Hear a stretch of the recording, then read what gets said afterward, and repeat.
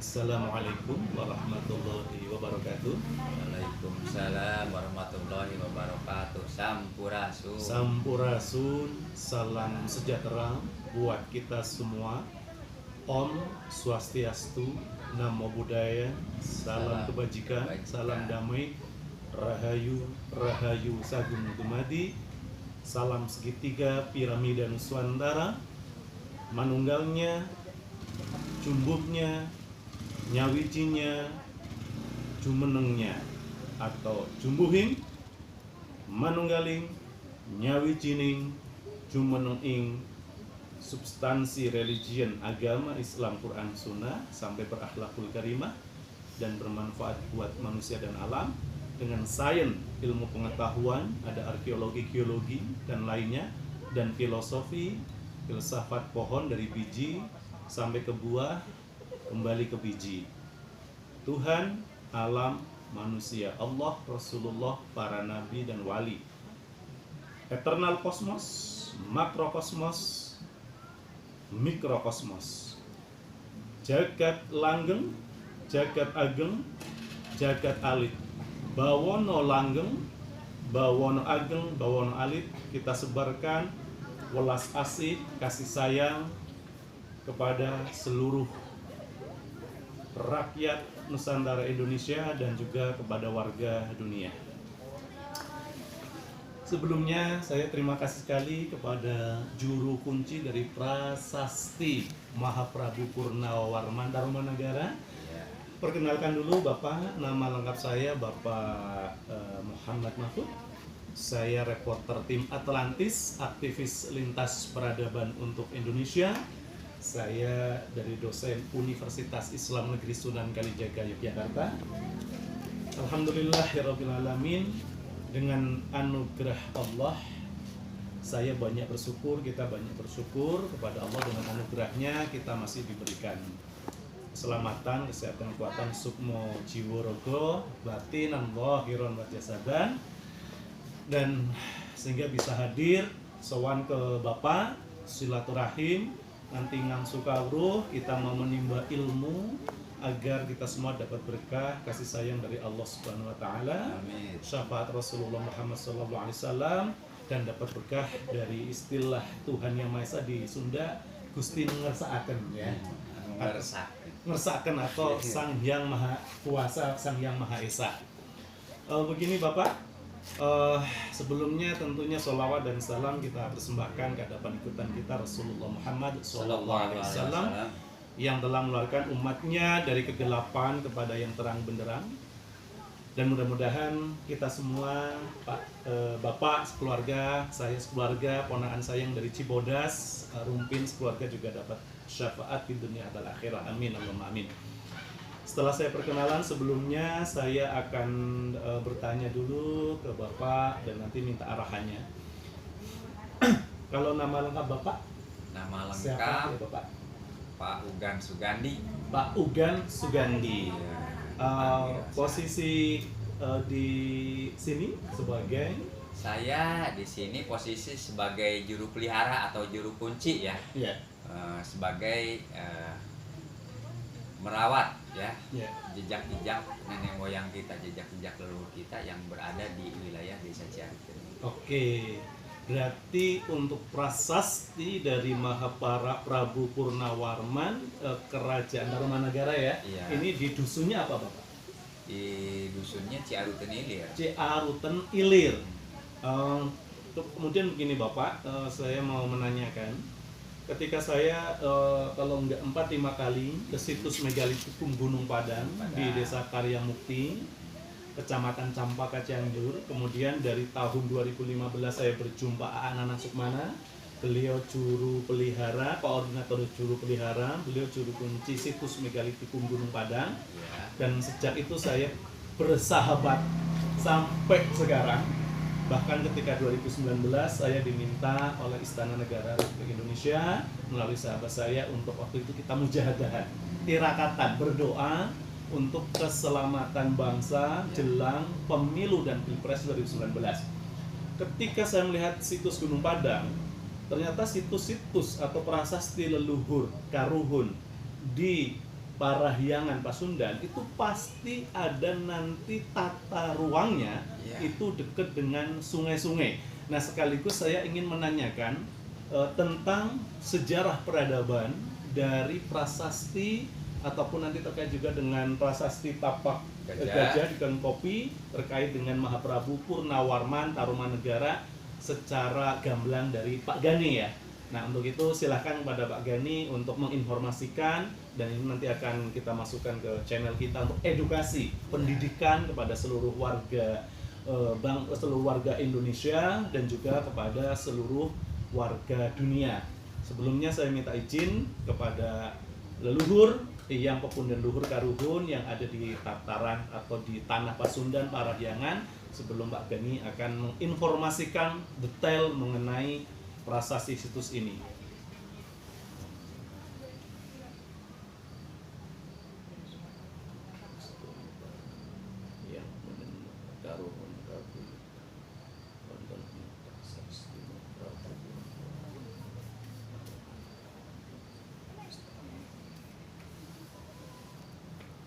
Rahayu, Rahayu Sakuntala. Jaya, Jaya, Jaya, Wijaya, Wijayanti, Lemurian, Atlantis, semua kerajaan induk Nuswantara, Pajajaran, Papan sejajar kadewatan, Mojopoit Wilwotikto, Mataram, Nuswantoro, Surodiro Joyoningrat, Suh Kaprasto dan Pangastuti, Mugi Rahayu Sagung Dumadi. Mari pemirsa kita dengarkan penjelasan detail dari beliau Pak Gani. Silakan Bapak. Baik ya, kalau mengenai tentang sejarah yang terjadi di Nusantara, memang awal kehidupan di Pulau Jawa ini ya menurut nenek moyang kita itu kehidupan ada di Banten. Di kawasan Banten sana memang ada seorang tokoh yang mendirikan sebuah kerajaan yang bernama Salaka Nagara. Salaka Nagara. Nah, dari Salaka Nagara itu di situ memang punya gelar yang namanya dewa. Dewa. Nah, dari mulai Dewa Warman 1 sampai Dewa Warman 8. Dewa Warman Ya. 1 sampai 8. Sebelum lanjut Pak Gani, Ya. makna dari keratuan atau kerajaan Salaka Nagara itu apa? Apakah ada hubungannya dengan Gunung Salak? Ya. Silakan Pak Gani. Jelas, yang namanya Salaka itu kalau diartikan mungkin jutaan ya, jutaan pulau atau ribuan pulau. Oh, Nah, maknanya. iya, jadi memang terkait dengan Gunung Salak. Itu nama Gunung Salak sekarang itu diambil dari masa pemerintahan Salaka Nagara. Salaka Nagara. Jadi sampai sekarang pun Gunung Salak tersebut itu masih misteri. Rahayu, termasuk jatuhnya pesawat Superjet Sukhoi Ya. pada tahun 2011 apa 11 ya, 11, yang 11. secara teknologi waktu Ya. itu sangat canggih, Sangat dari canggih, Rusia. betul. Tapi sisi lain kok dia bisa menabrak, seperti ada teknologi atau Ya. dinding yang menghalangi, atau bahasa analisisnya itulah adanya yang namanya energi frekuensi Iya, vibrasi betul. leluhur. Iya, Monggo dilanjut. iya. Amazing. Itulah. Nah, setelah Tarumanegara, setelah Salaka Nagara itu, Ya. kemudian berakhir ya masa pemerintahannya. Nah, dari Dewa Warman 8 itu memang putri, salah seorang putri dari Pulau Jawa itu ada yang mendapatkan orang India sana itu pada zaman kerajaan Maurya. Maurya yang akhirnya memang Pulau Jawa antara India itu ada tali kekeluargaan. Nah, setelah terjadi tali kekeluargaan dari keturunan Dewa Warman itu muncullah seorang resi yang bernama Jaya Singawarman. Jaya Singawarman sebagai cikal bakal kota Jasinga yang sekarang Kota itu. Jasinga. Nah, jadi disitulah Jaya Singawarman awal mendirikan sebuah desa masih di wilayah Jawa Barat sekarang, yaitu di tepi Sungai Citarum. Oh, Jasinga itu singkatan Jaya Singawarman. Iya. Kode lambang. Lambang itu simbol. Simbol. Iya. Monggo dilanjut. Nah, setelah 24 tahun kemudian desa tersebut berkembang menjadi sebuah kota, kemudian diberi nama Tarumanagara. begitu sejarahnya peradaban kita ya, Tarumanagara. Nah, sebelum lanjut, saya tadi sempat membaca bahwa Mahaprabu Purnawarman ya, Tarumanagara kok dia adalah Mahaprabu atau Maharaja atau Maharatu besar di dunia. Iya, betul. Berarti waktu Tarumanagara itu sempat menguasai dunia, Pak Gani. Jadi penjelasan. Memang setelah Jaya Singawarman berakhir selama 24 tahun, kemudian Jaya Singawarman pun mempunyai putra, yaitu Dharma Yawarman Guru. Dharma Yawarman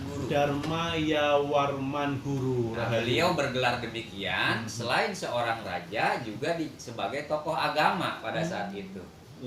Nah, beliau memerintah selama 13 tahun. Nah, setelah masa tuanya, kemudian dia memang mempunyai putra, yaitu Purnawarman. Purnawarman dilahirkan tahun 372 berdasarkan data atau catatan sejarah arkeologis. Yang ada. Secara arkeologis. Nah, dinobatkan menjadi Raja Taruma yaitu tahun 397.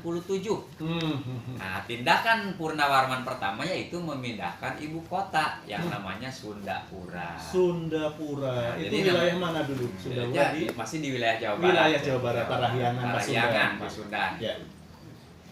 Nah, setelah memindahkan ibu kota, memang Raja Purnawarman itu sebagai raja ya yang gagah karena memiliki segalanya. Nah, jadi Purnawarman itu setelah menjadi raja, dia menjelajah ke wilayah-wilayah lain, termasuk yang disebut Nusantara atau Tatar Pasundan. Nah, jadi awal pemerintahan Tarumanegara dia setelah keturunan dari kakek buyutnya dari Banten, dia melakukan perjalanan kemudian hijrah yang sekarang menjadi Kampung Muara ini. Jadi berdasarkan data arkeologis yang ada, wilayah Kampung Muara ini pada masa pemerintahan yang dipimpin oleh Raja Purnawarman, inilah sebagai ibu kota atau kota tua yang dibangun oleh Purnawarman. Amazing. Berarti sebenarnya di sini energi, frekuensi, betul. vibrasinya sangat besar. Sangat besar. Karena kenapa ketika bahasa kita integrasi interkoneksi antara agama, religion, sains atau ilmu pengetahuan dan filosofi, Nikola Tesla, ilmuwan dari Eropa yang terkenal di Perancis, beliau pernah menyampaikan jika Anda ingin mengetahui rahasia alam semesta, maka kuasailah 3 terms. Frekuensi, energi, vibrasi. Nah, sekarang kita nanya, di sini energi, frekuensi, dan vibrasi atau getaran apakah yang ada di ibu kota, keratuan atau kerajaan Tarumanagara dengan sang maharatunya atau Mahaprabu atau Maharaja dari sini, ibu kota sini adalah Purnawarman. Nah, jadi energi memang di daerah sini ya sangat kuat ya energi-energinya di sini. Cuma energi di wilayah sini memang energinya positif karena memang Purnawarman itu ya semasa memerintah dan menjadi raja di Raja Guru pada saat itu dia untuk kemakmuran negeri. Nah, tujuannya makanya dia dijuluki sebagai raja yang gagah berani di dunia. Jadi menguasai dunia bukan hanya satu wilayah. Nah, itu ya, pesannya dituliskan di prasasti-prasasti yang ditemukan di beberapa wilayah. Kalau tadi saya ingin nanya yang berikutnya sebelum 2 pertanyaan lagi kepada Pak Gani. Kalau tadi makna Salakanagara adalah negara atau suatu tempat, suatu yang banyak dari negara masa Salakanagara. Iya. Nah, terus setelah itu Tarumanagara ya. Kalau di Tarumanagara sendiri wilayah ini kok sangat terkait dengan ada Sungai Cisadane, Sungai Ciaruten, Sungai Cianten, terus Sungai Cisadane juga ya. Nah, itu bagaimana filosofinya di sumber mata air? Jadi kenapa sang raja membangun atau ibu kota atau tempat tinggal di wilayah sungai? Pertama, sumber kehidupan. Kedua, transportasi air. Jadi pada masa pemerintah Tarumanegara memang dilakukan transportasi melalui jalur sungai. Karena Purnawarman itu tidak bertempat tinggal di suatu wilayah melainkan pindah. Nah, setelah dari Ciaruten ini kan Karawang selanjutnya dibangun pada zaman pemerintahan Tarumanegara juga. di sana membangun Belandongan Candi Jiwa. Oh, Kawasan di Karawang. Cibuaya. Batur Jaya. Batu Jaya. Batu Jaya. Oke. Nah, pertanyaan yang terakhir sebelum nanti saya minta penjelasan ini dan ini. Saya selama ini mencari hubungan atau kaitan atau integrasi interkoneksi antara makna dari kok wilayah Jawa Barat di peradaban kita yang sangat jaya, sangat maju di era baik mungkin sebelum Masehi atau masuk ke Masehi dengan adanya teori Lemuria atau Medangka Mulia, ada Atlantis, kemudian ada Sundalandia, kebetulan Prof. Dani Irwanto, kemudian Prof. dan Andang Bahtiar, kemudian Profesor siapa itu Dani Hilman, itu saya pernah mengikuti acara bareng di Zuminar. Apa sebenarnya makna dari Pasundan, hubungannya dengan makna dari Tarumanagara, dan hubungannya dengan bahwa tanah ini disebut Parahyangan, dan di dalam kita sebagai Muslim kita kan ada sholat, tapi ketika kembali ke kita sebagai Nusantara, ketika saya dari Jawa Jogja itu menyebut sholat adalah sembahyang. Ada khotbah, rukun, sembahyang yang 13, dan juga di paparan Sunda juga ada parahyangan dan juga sama sembahyang. Ini semua berarti kan keterkaitan antara agama Islam khususnya dan semua yang menggunakan konteks bahasaan itu Pancasila dengan kearifan lokal, tataran Pasundan, Parahyangan, Tarumanegara. Monggo ini mohon penjelasan, ini penting sekali biar seluruh warga Indonesia tahu. Di tatanan Nusantara ini memang pada saat itu jadi ada masa peralihan atau masa peralihan kekuasaan. Nah, setelah Tarumanegara kan di situ masa peralihan. Jadi memang Tarumanegara itu tidak diceritakan mengenai tentang kehancuran, melainkan ada penerus. Nah, setelah Tarumanegara itu muncullah kerajaan Sunda. Sunda besar. Nah, dari Sunda kemudian ke Galuh yang berpusat di Ciamis. Oh, Ciamis, Galuh. Yang sekarang dikenal dengan nama Astana Gede. Astana itu kan berarti pemakaman, gede. Itu. Jadi tempat di makamnya orang penggede, orang leluhur. Tapi yang tadi Galuh itu beda dengan Galuh Pakuan. Beda. Oh, yang di Bogor ya? Ya, Bogor. Nah, setelah dari situ seorang tokoh atau seorang pemimpin dari Sunda yang namanya Tarus Bawa hijrah ke Bogor. Pernah dengar Tarus Bawa? Itulah awal mula dia mendirikan sebagai ibu kota antara Sunda dan Galuh. Disitulah Pakuan Pajajaran. Pakuan Pajajaran. Dan saya pas 2020 itu dapat informasi dari guru-guru saya dan juga dari para peneliti tentang peradaban Nusantara. Pajajaran itu bisa dimaknai papan sejajar kadewatan. Iya, betul. Sama seperti nama sejarah. Sejarah itu sejajar searah. Di mana sejak awal dimulainya ada kehidupan sampai berkembang ke masa sekarang, itulah sejarah.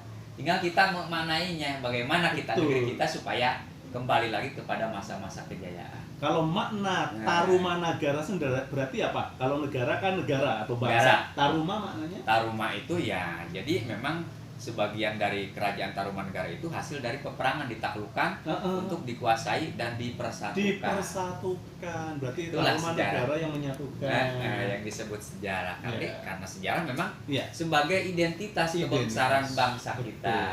Kalau makna dari Pasundan sendiri, Sunda. Sunda itu bisa disebutkan susunan dasar. Jadi mula-mula ada peradaban memang terjadi di tanah yang sekarang disebut tanah Sunda. Tanda Sunda. Nusantara. Para ahli menyebutkan Jawa Barat adalah sebagai pusat peradaban dunia. Secara geologi disebut Sundaland. Sundaland. Jadi banyak dengan bahasa yang berbeda diucapkan. Gitu. Dan kalau bahasa Sunda itu kan halus sekali. Betul. Kenapa disebut kaya Sunda, orang Sunda itu? Karena di dalam bahasa pun ada undak usuk basa. Undak usuk basa. Iya. Kalau di Jawa berarti toto kromo. Tata krama. Untuk ke para petinggi apa? Untuk ke orang tua apa? Romo, rama. Itu. Untuk ke sejajar atau seusia beda lagi. Itulah disebut kaya yang namanya Sunda. Bahasa pun ada undak usuk basa, ada tatanannya, ada aturan. Kalau di Jawa ada kromo alus, kromo inggil, ada ngoko. Terakhir, kalau makna parahyangan atau kemudian di Bandung orang menyebut priangan kan dari parahyangan. Nah, gitu. Jadi parahyangan kan memang disebut nama parahyangan pada zaman kerajaan Siliwangi namanya. Siliwangi. Parahyangan. Jadi sebagai Bandung dijadikan sebagai pusat pendidikan teh, kita pusat segala endahna segala macamnya di tanah Jawa Barat yang sekarang menjadi kota Bandung. Kota Bandung. Parahyangan. Biasa. Si Nanda bisa kesini di video kita sekarang merepoti Bapak sambil pegangi. Nah sekarang saya minta penjelasan detail dari prasasti ini apa saja sini. Nah, di video. Jadi memang di antara 7 prasasti Tarumanegara. Terus. Oke, sip. Ya. Nah, jadi yang pertama ini prasasti Ciaruten. Ini kaki beliau. Kaki Sang Prabu Purnawarman. Mahaprabu, Raja di Raja Guru. Terus di ini sini pun ada tulisan. Jadi cirinya jejak Prabu Purnawarman ini menggunakan aksara Sunda Palawa. Sunda Palawa. Nusantara Palawa. Mula-mula berkembangnya tulisan ya dari sinilah kemudian berkembang ke aksara Sunda atau di Jawa Hono Coroko. Oh, di Jawa Hono Coroko. Iya, kalau di Sunda disebutnya Hana Caraka. Data Sawala pada Jaya. Itu kan abjadnya ada 20. Betul. Kalau ini bacaan bahasa Indonesianya apa? Nah, ini bekas 2 kaki seperti kaki Dewa Wisnu, ialah kaki yang mulia Sang Purna Warman. Oh, yang ditulis di sini. Nah, itu sudah diterjemahkan.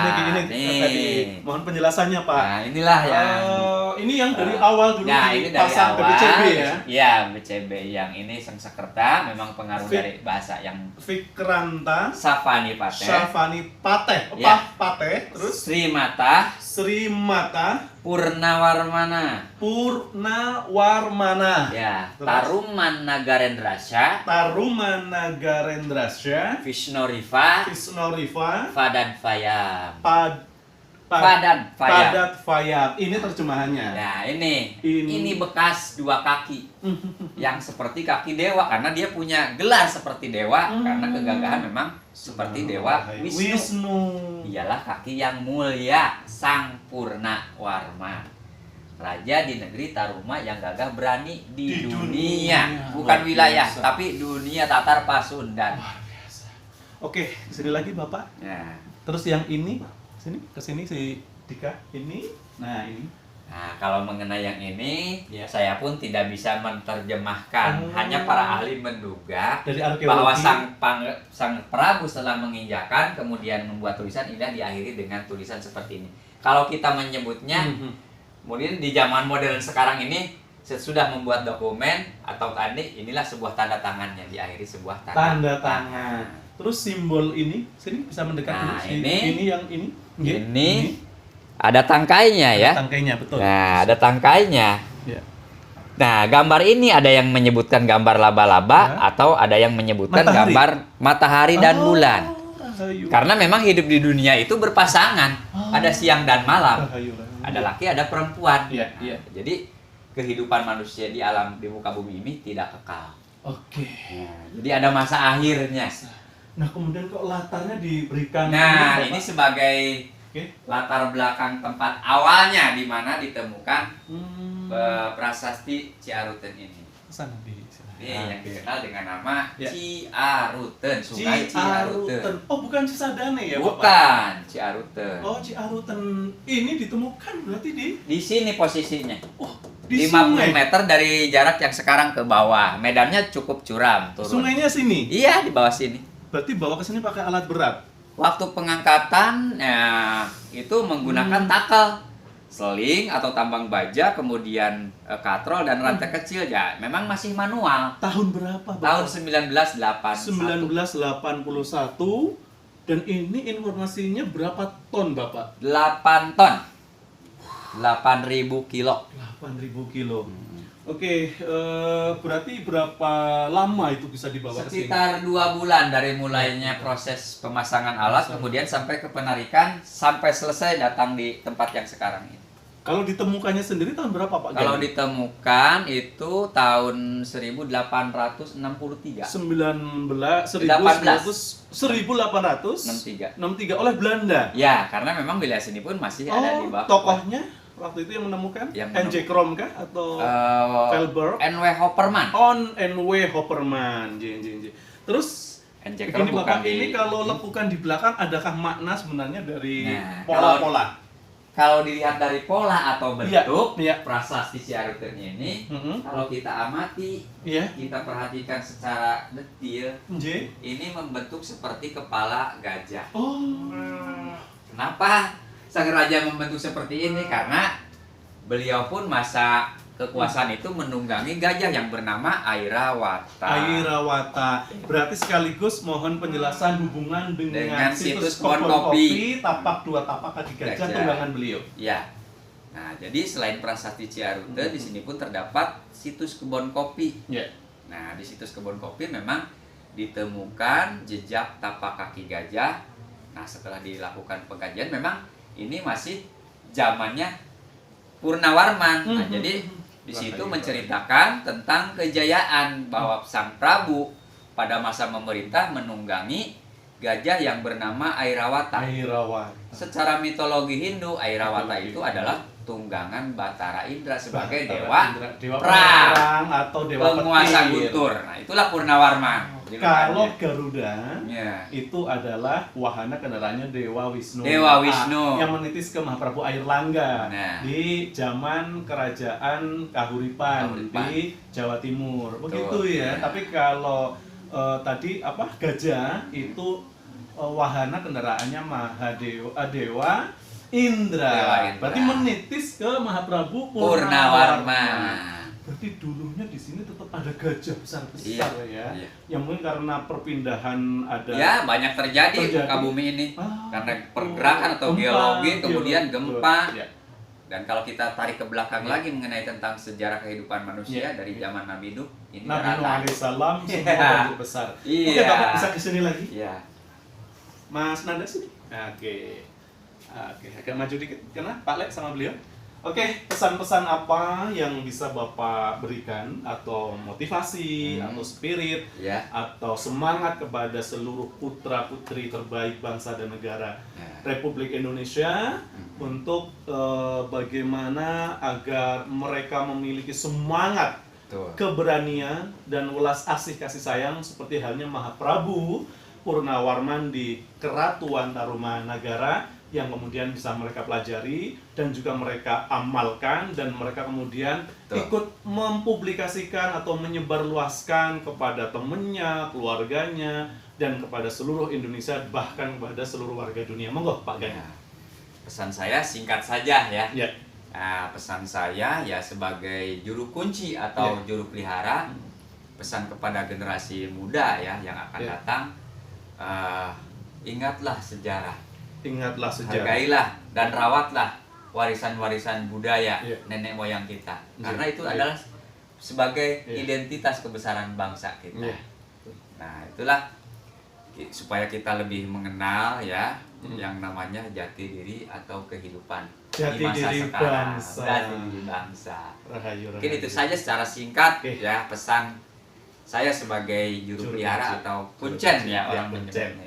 Oke, demikian seluruh sahabat dari tim Atlantis Aktivis Lintas Peradaban Indonesia, wawancara mendalam dengan Pak Gani sebagai juru kunci dari prasasti atau situs prasasti dari prasasti Mahaprabu Purnawarman di Kerajaan Tarumanegara dan situs Kebon Kopi. Situs Kebon Kopi, situs megalitik Batu Dakon, situs Muara Cianten. Ada 4 titik di wilayah sini.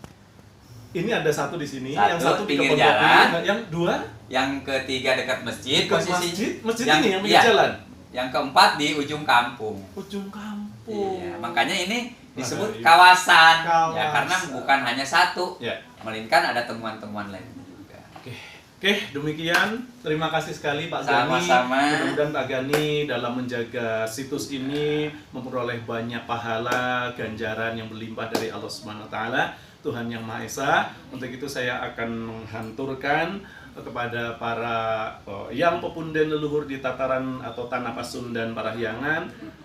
Rahayu, Rahayu Sagung Dumadi, Jaya, Jaya, Wijaya, Wijayanti Lemurian, Atlantis, seluruh kerajaan induk Nuswantoro, seluruh para yang pepunden leluhur karuhun kabuyutan di paparan Sundalandia atau Sundaland, di tanah Pasundan Parahyangan, dan juga Jaya Jaya Wijaya Wijayanti Pajajaran, Mojopoit, Wilwotikto, Mataram, Ngayogyakarta Hatiningrat, Nuswantoro. Rahayu Sagung Dumadi, merdeka. Thank you. Sampurasun. Sampurasun, Rampes. Salam sejahtera buat kita semua. Klik. Oke, demikian tadi. Subhanallah, Rahayu. Berkah Gusti Ingkang Maha Welas Asih, Gusti Allah Tuhan yang Maha Esa Lai Kuasa, saya bisa sowan Pak Gani, juru kunci atau juru pelihara dari situs atau prasasti Mahaprabu atau Maharaja Maharatu Purnawarman Tarumanagara, yang juga sangat terkait dengan tadi ada keratuan atau kerajaan Salakanagara, bahkan nanti terkait dengan situs dari situs Megalitikum Siang Badang, di mana saya udah 5 kali riset ke sana, dan juru kunci Polsus khususnya anak-anak Sukmana yang menjadi keluarga besar saya, sahabat saya, yang pasti terkait dengan nama yang sangat purba dari situs Megalitikum Gunung Padang, yaitu Nagara Siang Padang. Dan ada satu nama yang itu purwa pertama, yang itu sangat dahsyat sekali, yang hanya ada di bukunya Dr. Ali Akbar, arkeolog UI, bersama tim terpadu riset mandiri zaman Presiden Susilo Bambang Yudhoyono ketika meriset, melakukan ekskavasi penggalian di situs Gunung Padang, yaitu bernama Keratuan Singgasana Payung Agung Pambuka Alam. Oke, demikian Muhammad Mahfud, reporter tim Atlantis, aktivis lintas peradaban Indonesia. Saya sebagai Ki Gilang Seto Sihrekso melaporkan, dan ini dia suasana di area dari situs prasasti apa tadi namanya sini? Ciaruten, tapak kaki Mahaprabu Purnawarman Tarumanagara. Oke, demikian, saya sudah dulu sebentar.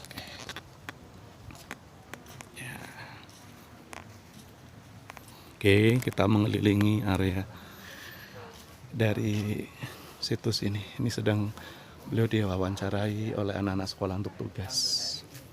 Rahayu, Rahayu Sagung Dumadi. Ini dia. Nanti kayaknya minta izin atur pisungsung kita di sini untuk kita mendoakan G20. Oke. Subhanallah, subhanallah. Oke, ini dia suasana sekitar dari situs atau prasasti ini. Rahayu, Rahayu Sagung Dumadi.